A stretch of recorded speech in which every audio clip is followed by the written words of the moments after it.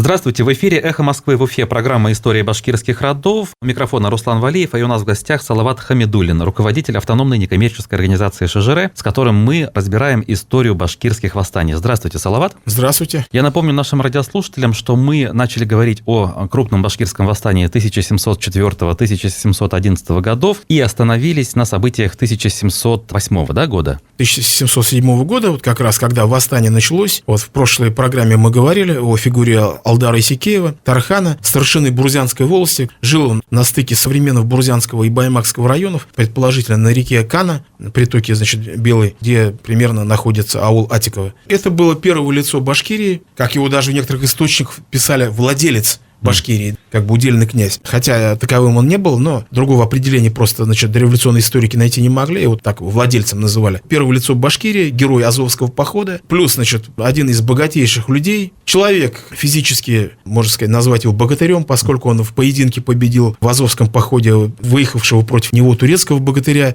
Человек, политический кругозор которого позволял ему выстраивать сложные какие-то отношения с соседними народами, с калмыками, с казахами, с каракалпаками, с донскими казаками. Безусловно, он строил какие-то геополитические проекты. Началось восстание, как я уже говорил, было сражение под Юрактау, где повстанцы одержали победу. И вот во время этого сражения часть уфимских дворян перебежала на сторону башкир. И вот что интересно. Много лет спустя вот эта измена была раскрыта. А башкиры, кстати, почему говорили казанским властям, когда они хотели посадить в Уфе казанского дворянина Аристова в качестве уфимского воеводы, что они говорили? «Слышно, где нам, что едет на Уфу воеводою Лев Аристов, и они, где его льва, не пустят. У них, где хорош воевода Александр Аничков, местный дворянин». Но здесь в этой цитате что показательно? Характер взаимоотношений. Башкиры сами решают, кто у нас здесь будет воевода сидеть. Это полунезависимый край. Воеводская власть сводится к чему? Сбору ясака, разбор каких-то уголовных преступлений. Все. И вот Уфа, отрезанная на многие годы от России, в общем-то, спокойно пережила вот эту Алдаровщину. Ни разу осады, насколько я знаю, не предпринималось. Но башкиры все-таки строили геополитические планы. Был взят повстанческий лазутчик Мишар Акбулатов. После пыток он дал следующие показания. Башкирцы Уфимского уезду, батыри Алдарка, Кусюмка, Уразайка и всех дорог башкирцы, а также Мещеряки Иманка и Килманка Кулаевы с товарищи и Черемиса Уфимского уезда начали мыслить к воровству, то есть к восстанию, тому 4-й год, чтобы им всем под рукою и под волей великого государя не быть. И для того послали к султану турецкому и хану крымскому посланцев, все башкирцы и мещеряки, чтобы им дал кому ими владеть. А те их присыльщики привезли с Кубани султана Хазю, что называется ханом, и все ему Куран, то есть Коран целовали, чтобы быть им всем послушными ему. Кто такой султан Хазя? Как мы уже говорили, природными, в кавычках, государями башкир считались Кучумовичи. Это был очередной Кучумович, который был, видимо, раз с Кубани. Кубань тогда входила в состав Крымского ханства. Возможно, он жил на территории, подвластной Крымскому хану. Вот, звали его султан Хазя, но это, опять же, скорее всего, это титул, а не имя, потому что султан – это титул Чингизида, который не является ханом. Хазя – это хаджа. Хаджа – это титул суфийского шейха по тому времени. А на самом деле его звали Мурадом. Мурад. И вот башкир Сызгинской волости, жившего у озера Тургаяк, которого звали Елпак, говорил: стоит где наш царь Салтан. Герой Пушкина. Да, сказочный такой персонаж. Стоит наш царь Салтан под Уфимским городом на реке Чесноковке в 3000 человек. И с Ураковым, то есть князь Ураков, у Салтана был бой, и послал где к ним вотчины башкирские свое знамя и коня, и велит под знамя нам, башкирцам, всем сбираться и идти к себе в войско под Уфимский город на Чесноковку реку. И хочет Уфимский город взять и уездной деревни вырубить, и хвалится идти на сибирские слободы и деревни, и говорит где такие речи: «Я, де ваш прямой царь, и не берет где меня ни огонь, ни вода». И с Ногайской дороги все башкирцы ушли к нему, султану, войска под Уфимский город. На самом деле был султан Мурад Кучумович, сын Кучук-хана. Кучук-хан – это как раз был тот Кучумович, который был провозглашен ханом Башкирии во время Дайчиновщины, то есть восстания 1162-64 годов. Он был долгожителем, дожил даже до этих времен. Называли его султан Хаджой, то есть святым султаном, что выдает в нем суфийского шейха. Не случайно источники сообщали: батыри и все башкирцы за святого его почитают и воздают ему честь, целуют его в полу, а иным целовать не дают, то есть простым даже. Вот. И вот этот Алдар Тархан, Мурад хан провозглашенный, ставили политические цели восстановления в Урало-Поволжье чингизидского государства. И положили султан Хазя с башкирцами, чтобы им, ворам, башкирцам, и Казанского уезда татарам, русских людей всех прирубить и всех уездов иноверцев возмутить, и к воровству своему соединить, идти войной под Казань всеми людьми, и взяв где Казань, тому вору Салтан-Хазе быть в Казани, а как где Казань возьмут, всеми их воровскими людьми идти на Москву, и везде русских людей рубить, чтобы нигде христиан не было, а были все басурманы.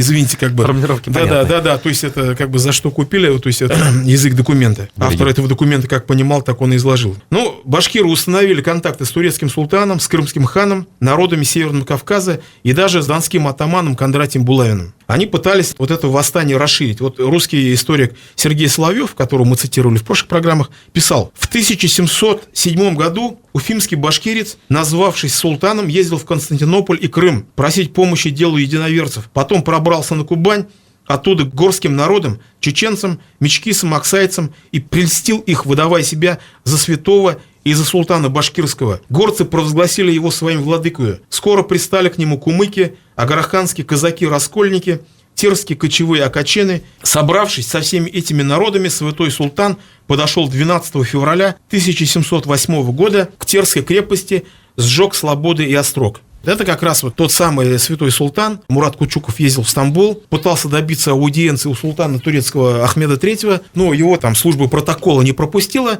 В итоге он дождался, когда султан с каким-то выездом находился в городе, вот он вырвался, подбежал к нему, дал ему в руки письмо, и только после этого, когда вот удалось ему через эту охрану султанскую прорваться, после этого султан только его принял. И вот был разговор, что Ахмед III сказал: у меня, говорит, с Петром III мир сейчас, воевать я не буду, но если вы захотите всей своей башкирской ордой прикочевать в Крым, я вас возьму в свою подданность. Ну, башкиры же не больные, что они должны бросить свой Урал и туда куда-то идти. В общем-то, ничем это не закончилось. Дал он какое-то количество им денег, снабдил халатами там и так далее, и, в общем, обратно отправил. Они уехали. Приехали в Крым, в какое-то время в Крыму были, и на обратном пути, проезжая через Северный Кавказ, вот эти горские народы султана Мурада провозгласили своим султаном тоже. То есть это о чем говорит? О том, что он на самом деле был суфием, да, шейхом. Да, они какие-то доказательства спрашивали, как они вот вообще принимали на веру все эти истории. Ну как? Это же цыганская почта. Все знали, кто он такой. Что он чингизид, уже даже по праву своей крови уже имел быть владыкой где угодно, в том числе и на Кавказе. Раз. Второй, его все называют святым султаном. В нем видели некую святость. Вот это как бы второй фактор был. И, кстати, когда я вот был в Чечне в 1994 году, и там прекрасно чеченцы помнят его, султан Мурада. У нас, говорит, был султаном провозглашен. Ваш человек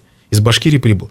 Чем это все закончилось? Султан осадил Терский город, сжег посады, но цитадель взять не смог. Султан, и тут подошли подкрепления из Астрахани. Султан был разбит, взят в плен, отвезен в Казань и повешен за ребро, подвергся мучительной казни. В это самое время Алдар-Тархан, который остался в Башкирии, собирает войско, говорят, что там до 30 тысяч, и, в общем-то, движется в сторону Казани. Сметая все на своем пути, вот они прям остановили в 30 верстах от Казани. Другие отряды башкир прорываются в северном направлении, в Уржумский уезд. Уржум, то есть это Кировская область, вверх по Уржуму идут. Тут даже вот перечисление одних населенных пунктов, которые, значит, были разорены. Там Сарапол, Мензелинск, Елабуга, крепость Белярск, Новошишминск, Чистополь, Вятские поляны. Просто нашествуют. 1 января пришло известие, что воры-башкирцы пригород Заинск выжгли, людей порубили и идут большим собранием под Новошишминск. Не имеет смысла перечислять количество населенных пунктов. Подошли к Казани, и тут все, наконец-то власти поняли, что это не какие-то шутки. До этого времени как-то Петру не было до этого. Наконец-то в ночь с 31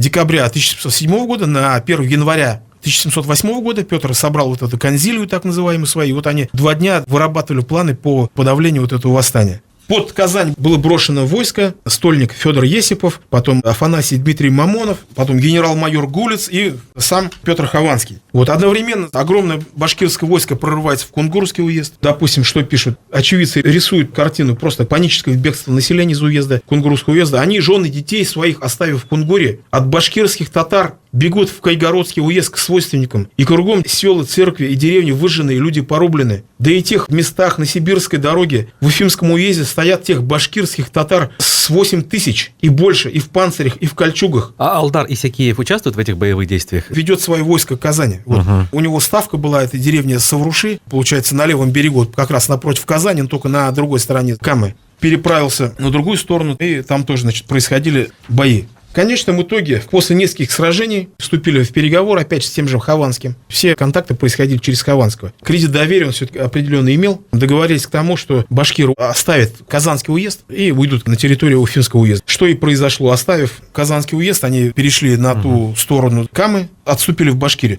Но что интересно, башкирское восстание было в центре внимания английской дипломатии. 5 мая 1708 года английский посол в Москве тогда еще, Чарльз Витворд, писал: «Я уже сообщал вам о мятеже башкирских татар, которые, собственно, находятся в прежнем положении. Немногие мятежники, правда, изъявляют покорность, дают присягу верности царю, и главнокомандующий местных войск Хованский доверяет искренности такой присяги. Но губернатор, это имеется в виду Кудрявцев, видит в ней только уловку для выигрыша времени. Другие татары, черкесские, проживавшие у Каспийского моря, взялись за оружие и сожгли Терки, Терскую крепость. Другие татары черкесские здесь надо понимать, все горские народы. Сожгли город пограничный с Персией, имеющий большое значение». Вот интересные такие вещи. И потом, 2 июня, тот же Витворд пишет, рассказывая уже, тогда вспыхнул мятеж Кондратия Булавина на Дону, пишет: «И с Булавиным 36 тысяч человек, и он, Божьей милостью, состоит в союзе с башкирами, которые снова взялись за оружие». Что дальше? Как всегда, власти, когда видят такая ситуация, в таких случаях, что они, испытанное их средство какое? Обращаться к калмыкам. Власти обратились к калмыцкому хану Аюке, теперь хан, сейчас я тоже вот это уточнение сделаю, чтобы он собрал войско, 20-тысячную, кавалерию, и бросил в Башкирию. Тайша Аюка Манчаков, это, внук того дайчина, который стал причиной дайчиновщины восстания 1962-1964 годов, потом был его сын Манчак Дайчинов, и теперь внук дайчина Аюка Манчаков. Он взял, так скажем, курс на создание такой калмыцкой державы. Начал такую мощную централизаторскую политику. Съездил к Далай-ламе на Тибет. Там Далай-лама вручил ему титул хана. И вот с этого момента, с начала 18 века, Тайша, то есть князь Аюка Манчаков, стал официально называться ханом.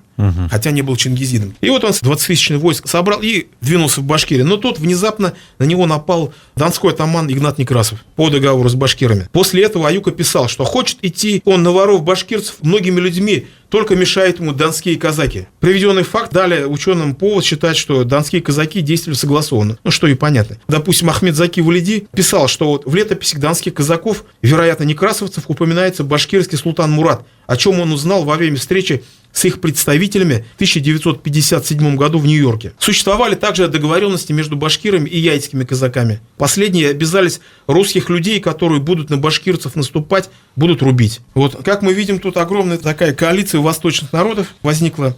Но все же к лету Аюке хану удалось отправить не 20 тысяч, а 10 тысяч калмыков, которые обрушились на башкирской волосе долины реки Ик, на западную Башкирию, на Казанскую дорогу. Калмыцкое вторжение повторилось и в 1709 году, когда на Башкир напал сын Аюки хана, выдающийся полководец Чакдаржаб, 7 тысячами калмыков, которым был еще придан отряд саратовского воевода Бахметьева, который дал ему 500 еще солдат. Вот такие дела. Но вот эти удары калмыков плюс вытеснение Башкиры из Казанского уезда привело к тому, что эпицентр восстания постепенно переносится в Зауралье. Потому что калмыцкие вторжения, они фактически обескровили Казанскую дорогу, западную Башкирию. Но мы знаем, хан Мурат уже в то время был пойман и был казнен. Алдар-Тархан вызывает другого Кучумовича из, скажем, Каракалпакской Орды. Приезжает целых 2 султана Кучумовича, Хаджи и Рас-Мухаммед. Вот этого Хаджи Султана провозглашает ханом, как раз у священной горы Туратау, это было такое место. Коронование. Коронование, да. То есть она имела, гора, этот сакральный такой статус, и именно там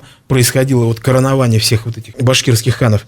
И тут немедленно это Хаджи хан или Хаджи Султан издает фарман, приказ, провозглашает: Казань была Шигалея хана юрт, а Уфа была Гирея хана юрт. Оба мусульманские юрты были, и вы, иноверцы, из мусульманского юрта подите вон, и вы мусульманскую веру веруете, а будь в мусульманскую веру не пойдете, давайте нам дани, налог с иноверцев. Такая ситуация, в общем-то, складывается. Восстание продолжается, и этот калмыцкий хан Аюка, несмотря на то, что присягал царскому правительству, все-таки у него там были свои мотивы. В 1710 году он отказывается уже от русского подданства и начинает сноситься с турецким султаном Ахмедом III. А давайте напомним, с какой территории эти калмыки приходили, где они в тот момент находились? В тот момент основная зона расселения калмыков, территория современной Калмыкии, но она была гораздо шире, то есть фактически они занимали всю вот это междуречье Волги и Яйка в низовьях этих рек. Но фактически Кочевье даже дальше до Арала, потому что Аюке хану удалось представлять Аральское море, вот акваторию Аральского моря, вот низовье Яйка и Волги, да? Северо-западный Казахстан нынешний. Да. В орбиту, значит, свое политическое влияние втянул не только вот эту всю территорию до Аральского моря, но даже и Туркмению. Туркмены с этого момента стали платить дань.